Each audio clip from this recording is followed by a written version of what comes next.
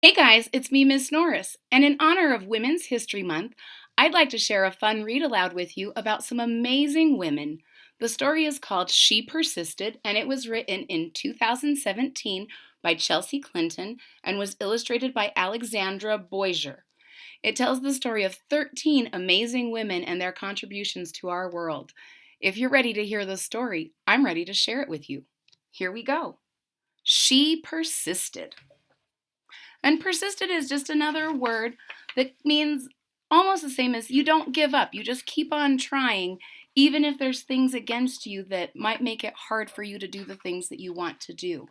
And it's important to persist because you shouldn't give up on things that you dream about doing, no matter who you are. Sometimes being a girl isn't easy. At some point, someone probably will tell you no, will tell you to be quiet, and may even tell you your dreams are impossible. Don't listen to them. These 13 American women certainly did not take no for an answer. They persisted. So this is 13 women who did not give up. They didn't take no for an answer. This first one is Harriet Tubman. Harriet Tubman was born a slave, and her story could have ended there. Instead, she persisted, escaping from slavery and becoming the most famous conductor on the Underground Railroad. She risked her life many times to lead countless slaves to freedom, including her family, friends, and strangers. Every person she led to freedom arrived safely. And here's a quote: "I should fight for my liberty as long as my strength lasted." So, Harriet Tubman is a former slave who led other slaves to freedom, and she did not give up. She persisted. Once Helen Keller became blind and deaf as a toddler, few people thought she'd be able to learn to read, write, or even speak. But, you guessed it, she persisted. Helen learned how to do all three and not only became the first person with deaf blindness to graduate from college, but she used her story to help fight for more opportunities for people with disabilities in the United States and around the world. And here's a quote from Miss Helen Keller: "One can never consent to creep when one feels an impulse to soar." So she says, you don't have to just keep creeping along. If you think you're going to fly, spread those wings. After her family fled poverty and the threat of violence in Ukraine for a new home in New York City, Clara Lemlich got a job working at a garment factory. She wrote that the factory's conditions made women into machines, and so she persisted, organizing picket lines and strikes that ultimately helped win better pay, shorter hours, and safer working conditions for thousands of workers, both women and men. She says, "I am one of those who suffers from the abuses described here, and I move that we go on a general strike." And a strike means you're not going to work until your demands are met, or at least listened to and compromised upon, but usually until you're met. Nellie Bly became a reporter in part because a male writer had said that working women were a monstrosity, and she wanted to prove that women could do anything. At times putting her safety at risk, she persisted throughout her career in exposing real monstrosities, pretending to be a sweatshop worker and a patient in a mental hospital to show how badly people were being treated. "I have never written a word that did not come from my heart. I never shall." So Nellie Bly is a reporter who went undercover and really made and showed conditions as they were. Inspired from an early age by her brother's childhood illnesses, Virginia Apgar was determined to be a doctor long before many girls had such dreams. Even though she qualified to be a surgeon, the male head surgeon at her hospital discouraged her because she was a woman. Nevertheless, she persisted, becoming an anesthesiologist and creating the APGAR score to test a newborn baby's health, which hospitals all over the world still use today. Nobody but nobody is going to stop breathing on me. So, Virginia Apgar invented something called the APGAR scale, and it measures how well a newborn baby is doing so that they know what they need to do and how they need to act with their newborn baby. Excuse me. After Maria Tallchief's family moved to California, partly to support Maria's dreams of becoming a dancer, she was teased by students in school for her Native American heritage, and later was encouraged to change her last name to something that sounded Russian, since many professional dancers at the time were from Russia. She persisted, ignoring all the taunting and poor advice to become the first great American prima ballerina. It never occurred to me to say, it hurts to do that. So she's a fabulous dancer, and people tried to change who she was, and she said no. As a 15-year-old riding a bus home from school in Montgomery, Alabama, Claudette Colvin was expected to give up her seat to a white woman just because she was African American.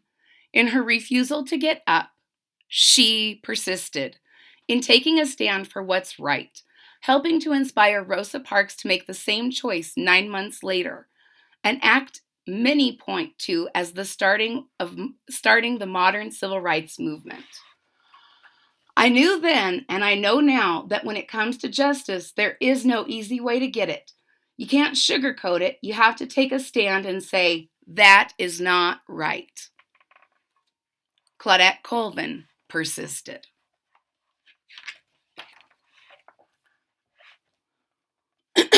When Ruby Bridges was in kindergarten, many schools across America, particularly in the South, still refused African American students their equal right to an education. Ruby wouldn't be treated like a second-class student, and she persisted, walking for weeks past angry, hateful protesters to integrate an all-white elementary school in New Orleans. That fateful walk to school began a journey, and we all must work together to continue moving forward. She was only 6 years old, and people were so mean to her. Ruby Bridges persisted. As the first woman to serve as both a U.S. representative and a U.S. senator, Margaret Chase Smith could have let the fact alone be her legacy. Instead, she persisted in championing women's rights and more opportunities for women in the military, standing up for free speech and supporting space exploration. The head of NASA once noted that we wouldn't have put a man on the moon without Margaret. The right way is not always the popular and easy way. Standing for right when it is unpopular is a true test of moral character. So it's easy to stand up for something when it's popular and everyone agrees with you. But when people don't agree with you, it's even harder and even more necessary. Sally Ride always believed women could succeed in any math or science career, although not everyone agreed. She persisted, and she became the first American woman in space. But that wasn't enough for Sally.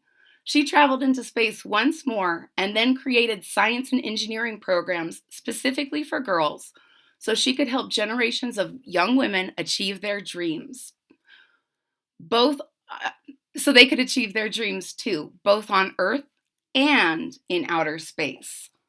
Young girls need to see role models in whatever careers they may choose, just so they can picture themselves doing those jobs someday. You can't be what you can't see. Sally Ride persisted all the way to outer space. When, as a kid, Florence Griffith Joyner visited her father in the Mojave Desert, he would urge her to run faster and faster, to run as fast as a jackrabbit. Even when she had to leave college to help support her family, she persisted. She persisted in her training on the track, then went back to school and got faster and faster. Her unbroken world records in the 100-meter and 200-meter sprints set at the 1988 Summer Olympics means she is still the fastest woman ever. When anyone tells me I can't do anything, I'm just not listening anymore. Oprah Winfrey's grandmother expected Oprah to follow in her footsteps and become a maid. Oprah knew even as a little girl that her dreams would take her somewhere else. She persisted. She persisted in turning those dreams into her reality and became a media superstar, working in movies, books, magazines, theater, and most of all, on television, where the Oprah Winfrey Show remains the highest rated talk show of all time. The biggest adventure you can ever take is to live the life of your dreams. Oprah Winfrey persisted.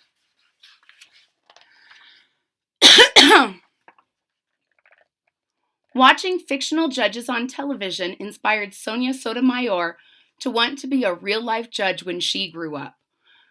She knew she'd have to speak English as well as she spoke Spanish, study hard in school, and manage her diabetes before she could one day wear a judge's robe with a gavel in hand. She persisted, eventually becoming a Supreme Court justice and the first ever Latina to sit on the America's highest court. I have never had to face anything that could overwhelm the native optimism and stubborn perseverance I was blessed with. She never gives up. She's stubborn and never gives up.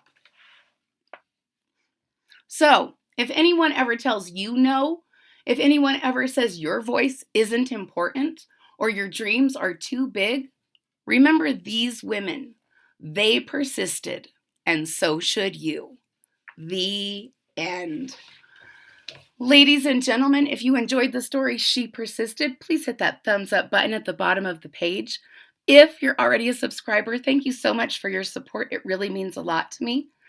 If you're not a subscriber yet, please click that subscribe button down at the bottom of the page, and don't forget to click the bell so that you're notified when there's new content.